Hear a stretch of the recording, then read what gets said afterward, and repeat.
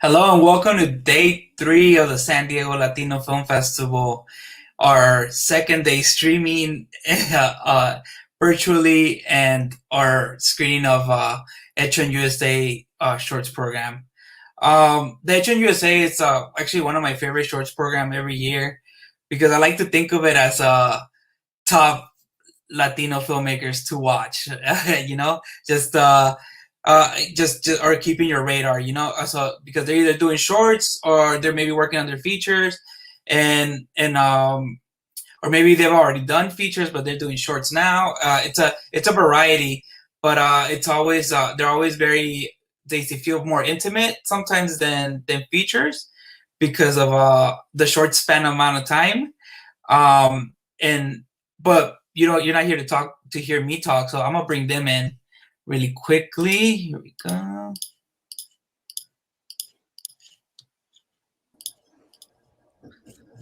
We have a full house. I think this is the max people we can have on the stream, so it's perfect. We're all here. Yeah, did you guys have Byron, Michael? You have to turn into like we gotta be a little more conjoined. Thank you for joining us today. I guess to start off, one of the cool things about the live stream is you don't have to be inside the cinema to hear you speak. So where are you all calling in from or connecting from? We'll start with you, Jeanette. New York. New York, okay. What are you, Sharon? Austin, Texas. Austin. Oh, I'm in Concord, California. Concord, okay. Am I next? I'm in Oakland, California. Oakland? Lonely Land. How about you, Dante? And then we'll just go down the line. I'm in LA. Okay. We're in Brooklyn. LA. LA, okay. Tucson, Arizona. Arizona. Los Angeles, San Gabriel Valley, representing. Nice, thank you. What street are you on? This is on the car. You have to give us coordinates in case we lose you. We have to find you. Okay. To start off, why don't you all kind of give us a quick genesis of the idea of your film? How did you come up with this story, or was it an experience that caused it, or maybe just a number of experiences that kind of you're compiling into one overarching story? Let's start with you, Gisette, again, and then we'll just go down the line once more. So my short film is about an Afro-Latina actress on a rough day of auditions, and it is based on things that happened to me real life. The only thing that really was fictionalized was that in my short film, it all happened to her in one day. So I just put like all those experiences in one day and just explored that. But it is based on a lot of experiences. Thank you. My film, When You Clean a Stranger's Home, was I used to clean houses with my mom, and so I had a lot of feelings and memories about when she would take me to work with her. And I feel like, I mean, this is actually at least the second film that I've made about not liking my mom dragging me to work with her. So a lot of my work is about that. And just hating it so much. And I just remember being even ashamed of it. And now as an adult, it seems to be where a lot of my stories dwell in, because, but this time they all resolve in me acknowledging how grateful I am for the experience, and then for everything my mom did to figure out raising my sisters and I. And at some point I also cleaned houses while I was going to community college. And I feel like it's a world not everyone has experienced seeing, but a lot of first generation Latino kids probably also got dragged to work with their moms. So we wanted to put that into a video essay. Thank you. So Letter of Rec's actually based off of my feature film that I'm planning to produce in the near future. So I actually started with the feature film first, and you know, life happens, and I knew I couldn't get the feature film off the ground the way I wanted to. So my actor Miguel, who's the star of the film, he just highly recommended, you know, just make a short out of it, and you know, do something now, get the creative juices flowing. And he was right. You know, I took the summer to write a script, and I shot it in 2019, and I'm glad I did it. I feel like I know my characters better now, and I'm excited about turning it into a feature. But it's its own self-contained story. It's kind of like the prequel to the feature, which is called Fracking Tenure. It's highly inspired by some of my experiences as a high school video teacher. So that's pretty much it. Yeah, it was fun to see Miguel Angel act. I know him because he's had films here at the festival before. Yeah, he's an accomplished filmmaker, actor. He's a man of many talents. Yeah, it was good to see him another light. It was interesting. How about you, Daniel? Yeah, so my film is about a young like singer who's Salvadoran American and like first generation, and she has a run-in with an immigrant Salvadoran woman who works as a bathroom attendant at a nightclub, and they just end up having like a connection and talking. And the story of that came because a few years ago I was really drunk at a Koreatown nightclub and ended up talking for a long time with the Salvadoran bathroom attendant. So the film, sort of the genesis of that came from there. One of the funny things about making the film is that we ended up shooting it in the exact same nightclub where that happened. I didn't even think I could afford it, but due to a variety of circumstances, like it ended up being our cheapest option. So like that was serendipitous. But yeah, I wanted to make a film. Like my last short was very like, I think culturally non-specific in a certain way that I wanted to actually change. I really wanted to do a film that was written in a very specific dialect of Spanish, like Salvadoran dialect. And when they're speaking Spanish, in words that might not be understood outside of basically Central America. Whenever they're speaking Spanish. So I really like enjoyed like embracing that and casting like two women from like the LA Salvadoran community. There's like 500,000 of us. And still when I see a lot of films, when they have like a side Salvadoran character, they don't cast someone Salvadoran. Which I'm like, in this city of all cities, there's really no excuse. I usually live in LA. I'm usually in LA, I live there, but I am from the Bay Area. And that's also a part of the film because the main character is from like San Francisco. It was just a very personal thing. And also I wanted to do a film that challenged me with how I use music and sound. And all the music in it is original, like that I worked on with my friends, from the club music to like the original tracks. So it was really cool to do all that. Awesome. How about you, Edwin?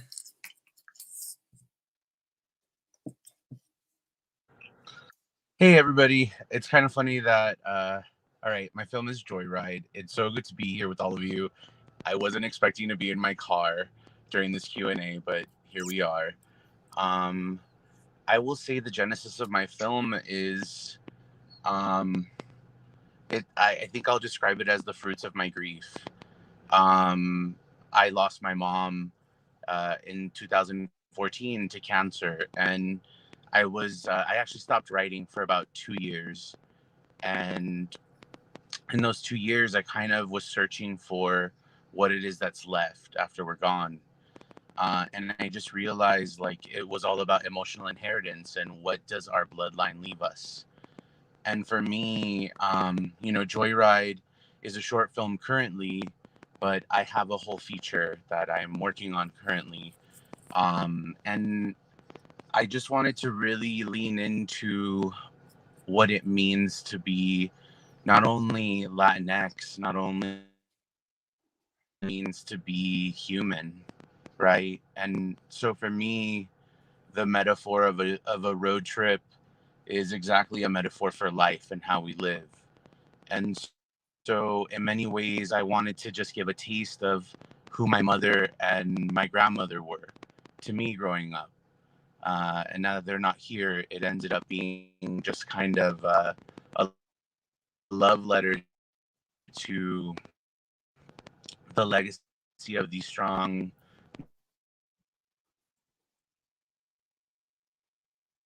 Nicaraguan women, right? Who made me, but yes. Thank you, Edwin. Sorry, you cut off a little at the end. Could you repeat the last 3-4 sentences?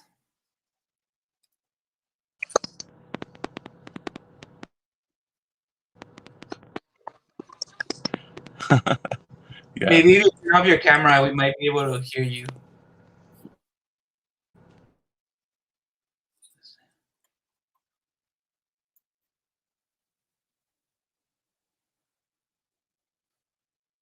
There's some of the fun of live streaming, right?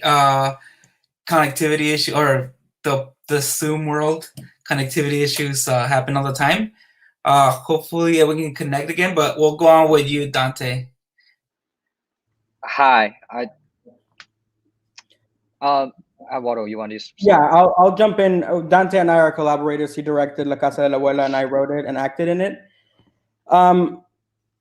The genesis of the idea was actually, it was kind of a hybrid idea between some inspiration that Dante had been having and laying it down in the framework of the pandemic and themes that I had been having myself as well, of like feeling far away from home, feeling like you can't leave, feeling like you're away from your roots, and how family symbolizes that for a person, and how the proximity to that is important as well, and also about how unexpected moments can be very powerful triggers for us in times when we expected the least. So it's the idea was to do the simplicity of a hard day could be a sort of a crescendo that would make a person have a break or crack for a moment, and then have to put himself back together and keep going. Additionally, obviously, the pandemic was sort of the undertone that carried the film as well, because it really lent itself that. I mean, it had a lot of complications for people getting stuck places, not being able to leave. But even independent of that, I think that's something that people that live far away from what they consider home, or trying to make a new home somewhere else, feel.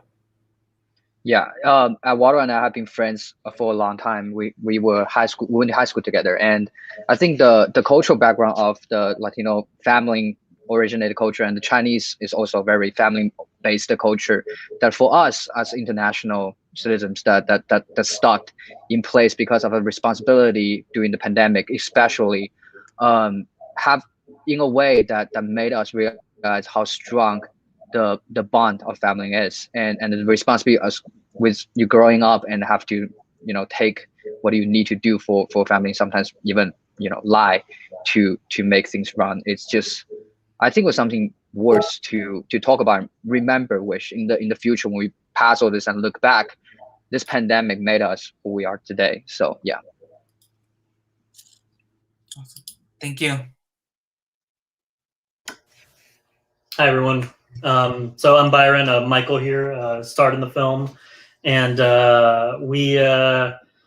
so we made this short back in October of 2019, and the short is about a guy who has flu-like symptoms, kind of new to New York, doesn't really know what to do when they're feeling sick, and kind of has a one terrible night type of New York story. But I think everyone can relate to just like not just being sick and not really knowing what to do, where to go, how serious to take it. And originally, like what interested me to the idea was it was something that everyone has gone through, but I hadn't really seen anyone really. I hadn't seen it on the screen really. I hadn't really seen anyone just kind of be gross and sick.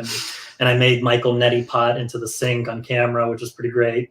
And then obviously, like when we were editing it, it became something else entirely. So it was like a lot of kind of reframing the way we thought about the film because of the pandemic that everyone is going through, and just realizing that it wasn't necessarily like about this one thing anymore, and kind of a grander anxiety that everyone's feeling. So yeah. Thank you. How about you, Roxana? Hello. The short film that I was lucky to be part of directing was Tesoro, and surrounds this life that I think most Mexican men in my life had experienced. I think it's very sad to see age take hold of someone you love, especially someone that is experiencing the death of youth. So I wanted to explore that and see how one might see the death of youth before actual death happens in the vehicle of time. So I was using an actual vehicle for time purposes in traveling between the youth and the love, and getting to that wonderful place of exploration and journey in the golden years, and then seeing the deterioration and acceptance of that youth no longer being present. So it was a communal effort, and I feel like very, very blessed. It took almost every friend I knew to work on this film, and my whole family was involved in the production and even acted in it. It was probably one of the most like family-centered experiences I've ever had. So I think this short film was a really good way to see collectivism rather than individualism in this film. Awesome, thank you. I think all of your films kind of have. Well, to start off, they say like write what you know, right? That's what you hear, I think, as when you're writing, and I think a lot of filmmakers do that. But what I felt when I was watching this program is with these films is there was an extra, like there was a lot of heart in them, and you could feel it. So I think after hearing all your right now your answers, I can kind of I can sense that heart comes from a more personal place than I originally thought. So I want to ask, what was your process to kind of not just kind of like make this as compact as possible? Because I'm pretty sure that you could have added layers to this, but how did you decide what's necessary? What can I take out? What is too much? What does it need more of? So why don't you talk us a little bit more about your process, and we'll start with you, Rosana, and we'll go backwards this time. Process, ooh. I think it started with thinking about my grandparents. So a lot of the stories that I grew up hearing and being in love with, I never actually saw, not in a book, not in a movie or a music video, like las historias del rancho, like the beautiful hacienda stories that I would hear from my grandma and my tata, and like learning to drive. None of that. I never heard about it. So I kind of wanted to see what it would be like to try and tell a story that I've heard over and over and over, and like mushing it into something that I found personally interesting. And I think that in turn really helped me gauge like what I'm gonna be like when I grow up into a fully fledged filmmaker, and this emergence, you know, into this world using my culture as sort of my style, like my culture being as a part of me professionally, is really exciting. And just to be here with all you talented people is very exciting. So I think my process is, you know, really, you know, communicating and having friends and finding family in other people. Thank you. It's funny because the process of tightening the film was actually in big part out of necessity. We wanted to have as small of a crew and cast as possible, and so as small as you can get really is one person on the screen, and so that in itself, those limitations that were imposed by this past year made it so that we had to be very conscious with what we did and the space that we had, and communicating with just having one person be the vehicle. For the writing process, again, it felt important to tell a story that was that it bordered on seeming mundane in terms of like what was going on in the day-to-day of this person. It was very pared down in that way. That's the way that I wanted to write it, and that we wanted to collaborate on it. And Dante, as the director, found even more ways to make it as effective as possible, like really take advantage of the space, really take advantage of the words. And even in the last minute, he ended up finding really creative ways to shorten and tighten the package so that it was as effective as it could be. Yeah, and especially for me, I thought at the time, you know, it's not, I'm speaking, trying to find a universal thing that's within cultures that really can speak to others and others can understand, and try to tell it in a way that's tender. Like I always believe the story should be vivid, but not pushed hard. Like story arcs should come in a natural way. So to be able to try to find this space within one character and how we can demonstrate his emotion and make others understand was the main focus of the whole process. It would just try to respect what you would feel if you are in his position, and then everything, once you have that as a core idea, then everything just start making sense all of a sudden. Yeah. Thank you.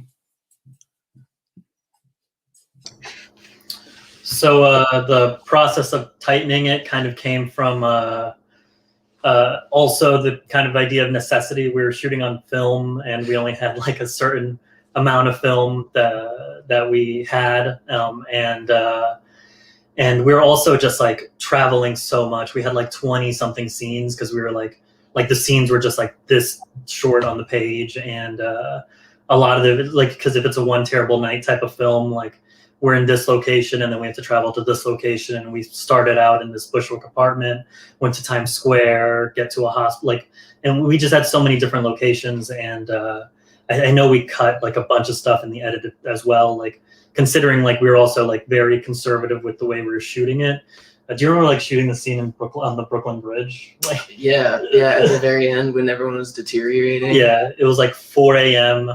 No one was on the Brooklyn Bridge, and we were shooting this scene, and we ended up having to cut it because it just didn't really fit in the edit. And or did we cut another scene? I thought we cut something else. There was definitely a lot that you're like, it doesn't matter, we have to do it. Yeah, we had on the day we're like, we have to shoot this, like this is part of it. And then in the edit, it was just like, this doesn't really, like we just in the process of streamlining it and making it feel as tight as possible. Like a lot of scenes went, and there was even like an instance where we're shooting on the train, and the whole this sounds crazy, like a whole football team comes in and they're all like, they just won their game, and they were like this high school football team, and he is sitting on the train, and he was alone on the train. We like got like we're in the like, it was like, what time was it? It was actually not that late. It was 10 p.m., but it was a empty train car and a whole football team comes in and we just keep shooting because it was just so insane to have like all these excited people and have them just sitting there just like leaking from the nose, being really sick.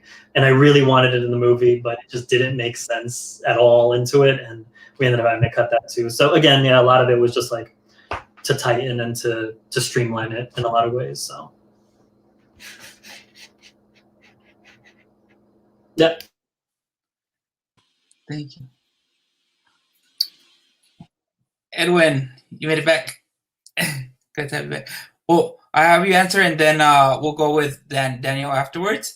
We were just talking about process, just kind of deciding what you were going to keep, what you were going to take out after you shot your film. Sorry, was that directed to me to answer? Oh, yeah, let's start with you, and then we'll go. Yeah, I will say that I actually shot. So the film cuts early from some of the stuff that, first off, my wonderful producers, Angela Pedraza and Evelyn Angelica Martinez, they were really in it with me to think about the story beats, right? And so there's a beat where they arrive back to the senior living facility and Juana has passed. And mind you, I was in post-production last year when my other film, La Sad Boy, was in the Somos shorts here at San Diego Latino Film Festival. And, doing post in a pandemic is intense, but doing post in a pandemic in which one of your protagonists dies in the way that a lot of folks in our community have died was something that we as a team really had to consider and look at. I don't know what came, like, I don't think any of us expected what's come, right? With the pandemic and just with how festivals have changed. I wasn't expecting that one of the main themes of domestic violence would actually hit because of how much domestic violence there has been, because most folks are at home with their abusers, So there's a lot of layers to this film that I feel were a blessing because they allowed us to really reflect on things. That being said, I know that the profound loss that I experienced with the death of my mother and as a child, like the death of my grandmother, I feel like I wanted to hold in the pocket of this moment, right? Of this road trip, that always you end up hearing something you would never known about your family, right? And so we as a creative team decided that while that's where we're going in the narrative, right?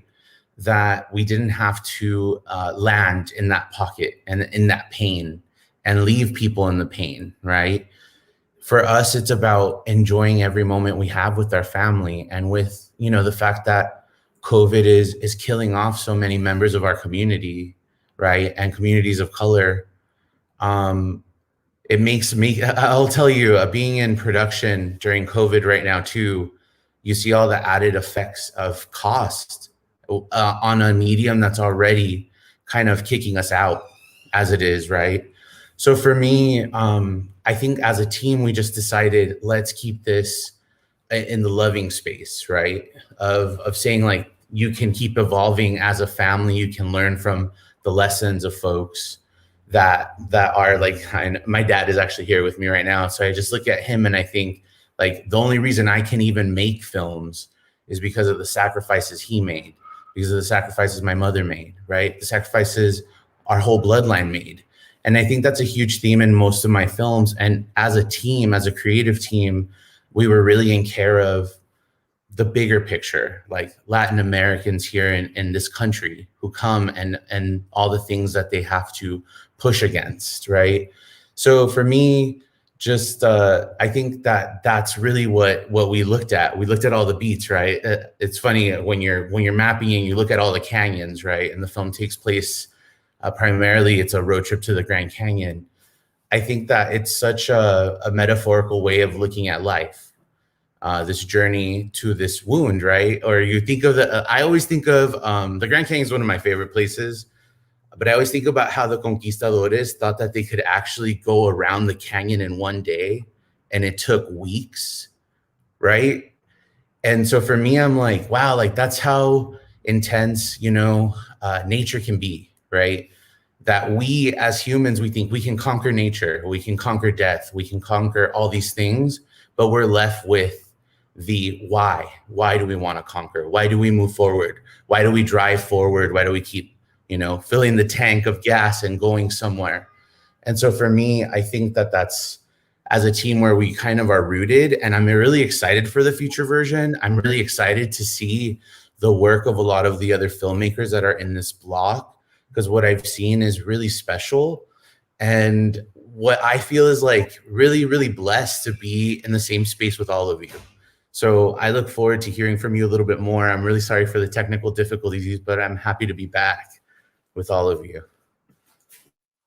Thank you, Edwin. How about you, Daniel? Yeah, thank you, Edwin. It's very nice of you, and awesome shades. But anyway, yeah, my film takes runs 11 minutes and 19 seconds, and the film literally takes place in 11 minutes, 19 seconds. I wanted to write something that was in real time and the way everyone experiences it, at least in a mechanical sense. And so because of that, everything was conforming to that real sense of time. And I wanted to do that because I think the last film I did, I think I try to work in contrast, whatever I did last, I really want to try to do something very different from it.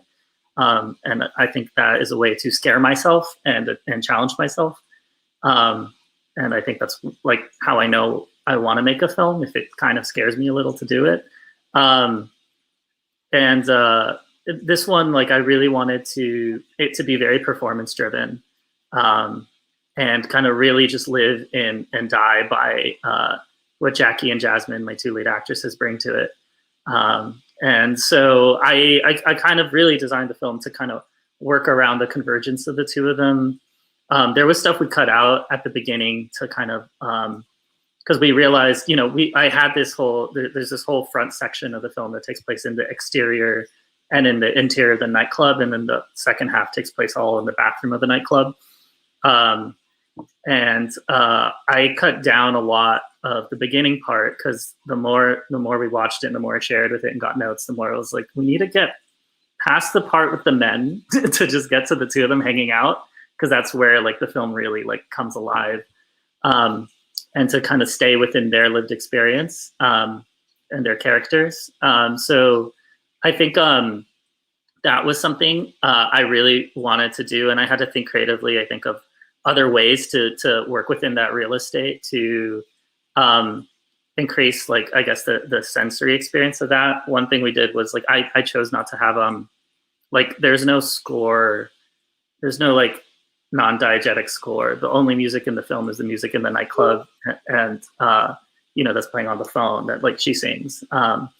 And kind of bringing that to the front as necessary for psychological purposes, and picking music that we had the BPM kind of rise and fall with the tone of the film. So it starts with house, and then it goes to garage, and then at some point it goes to Jersey club, and then it goes down to reggae, which is reggaeton, which is way slower. And kind of thinking in ways of that to let the things that people might not notice but will feel enhance the performance of the lead actresses. I wanted to just be very much about what the two of them bring. So that, I guess, that was how I kind of created a sense of focus for it, to keep it a short and to keep it strong as a short. And yeah, it was I think very rewarding to do that. Thank you. So yeah, for Letter, when I had a first cut, it was running pretty long. It was about, I want to say 16, 17 minutes, and I knew it was way too long. I always teach, you write or you shoot to throw away. And so, you know, I mentioned at the meet and greet earlier today that Miguel is one of my, you know, film brothers. He's like a constant collaborator. So, you know, he was heavily involved throughout the entire process of this film. So I sent him cuts, and he would give me some good feedback and notes.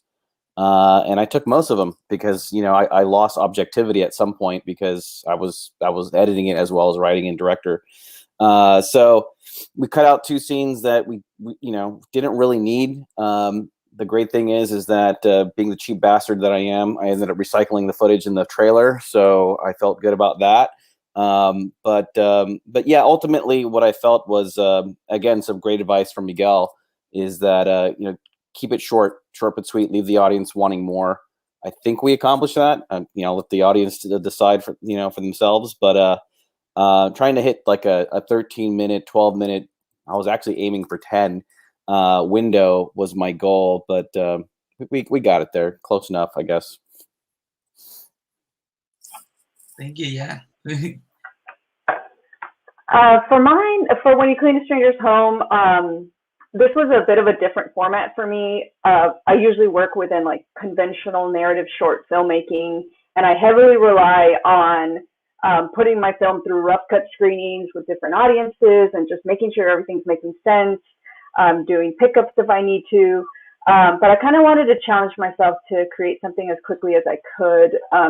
And with this one, since it's more of a video essay format, there was kind of already a tightness embedded in it because from the beginning, I knew it was going to be a very rhythmic thing, and like a specific word was going to have a specific image on the screen.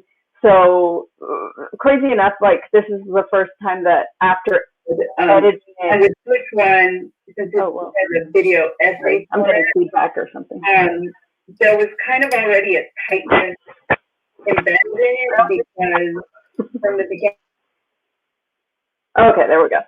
I'm getting my own audio again. So yeah, it was already going to be very rhythmic. And then I think around the time I was editing it, I was on like Mr. Robot season 3 or something. And I was just in that like very rhythmic Mr. Robot VR. And so when I edited it, I actually had to have an editor friend come in, and she was like, dude, you need some breathing room here. And so she added a little bit of that in there. And that's the first time that's ever happened. I usually have to cut back.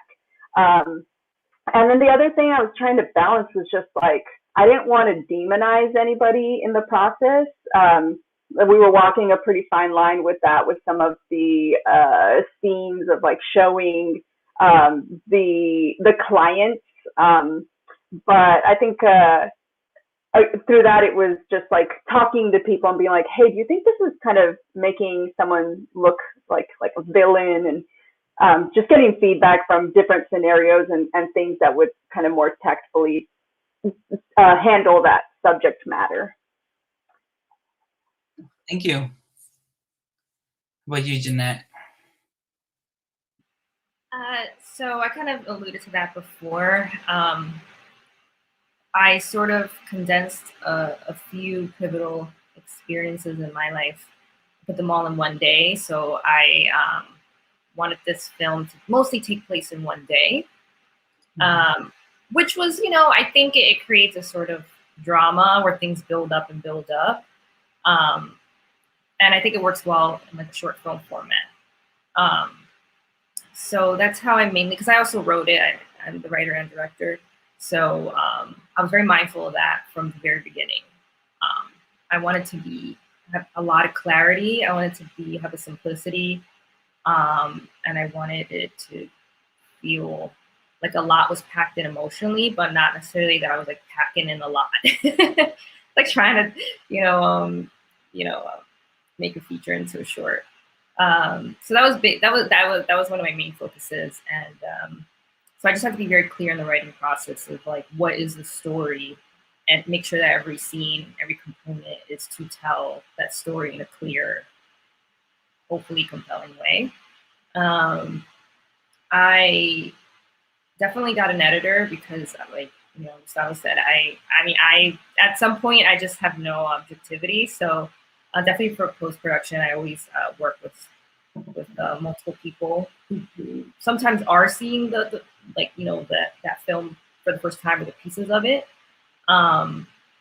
So I just really worked on, I wanted it to just be under 15. That was my that was my goal, and we got it to 14 plus credits. So yeah, so I just wanted to get to the bare bones of the story and what makes it, in my opinion, like, Awesome. Thank you so much. Thank you for all your answers and for your time today. We have to end this, I think, because there's another Q&A schedule right after us and on the same stream. But before you all leave, in the spirit of the Hecho in USA program, I want you to tell the audience what's a film made by a U.S. Latinx filmmaker that you feel they need to see. Doesn't have to be your favorite, but something that you feel that the audience should watch if they haven't watched. Well, I'm gonna start randomly. I'll start with Gustavo because I feel like he's thinking of something. He has something in his mind. So yeah, I got to go with El Mariachi, Robert Rodriguez. He was a very inspirational filmmaker for me. I don't even do action films. I don't see myself ever becoming like an action film maker. But you know, his story about how he made El Mariachi for a really small budget inspired me. He wrote a book about it. I read it cover to cover. And he was the first filmmaker that I saw that looked like me and made me feel like, wow, hey, you know, I could do this. I could probably pull off making a movie one day. So I think any filmmaker, you don't have to be a Latino filmmaker to appreciate the story about the film. And you know, it's a pretty decent film. It's not the best film in the world, but I really admire what he pulled off with you know, just heart, pure heart. Awesome. Who wants to go next? I'll go. There's a documentary I love called Memories of a Penitent Heart by Cecilia. It's an incredible documentary about, she's Puerto Rican and lives in New York, and exploring her uncle's history and her family history in the context of closeted homosexuality, and the way there's like generations of that and how that like reverberated into her present life. There's some like really great like archival work in it. It's just a great like first film, I think, as well, from like someone who's like actively like in the process of the film. You kind of see her like being born as a filmmaker. And she has a new film that came out last year called Landfall. That's also really good. We're playing Landfall, so if you haven't seen it, you can check it out. All right, who's next? I'll go. So I would say Raising Victor Vargas. Came out in 2002. I might be butchering the director's name, Peter Solle or Peter Soleil. Solet, I don't know, but I don't know how to pronounce it. But it tells the story of an inner city kid. But what I love about it is that it is very truthful about what it is like to be an underprivileged teen, but it's not about that. It really is a love story.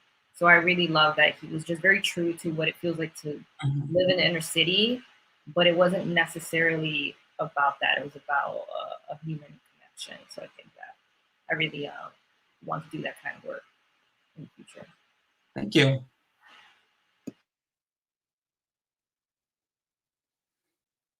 No one? I think for the next, just give us a title because they're blowing me up.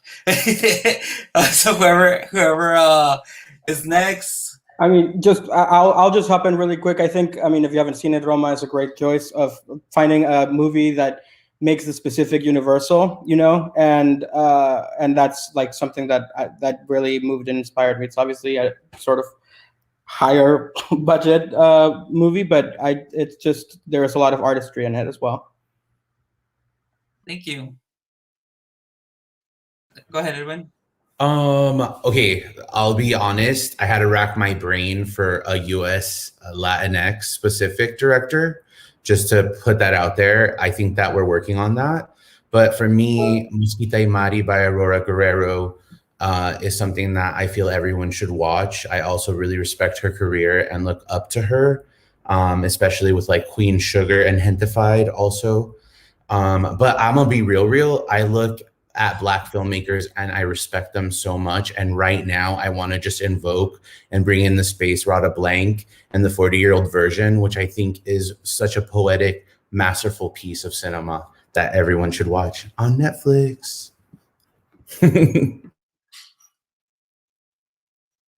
I'm just gonna shout out a friend who I know is watching right now. She's a Latinx filmmaker, and she has a film at Miami Film Fest. Her name is Paula Gonzalez. She made this film called Limestone, and she also helped me make this film here. She's sound designed it, and yeah, she's someone to look out for. So awesome, thank you.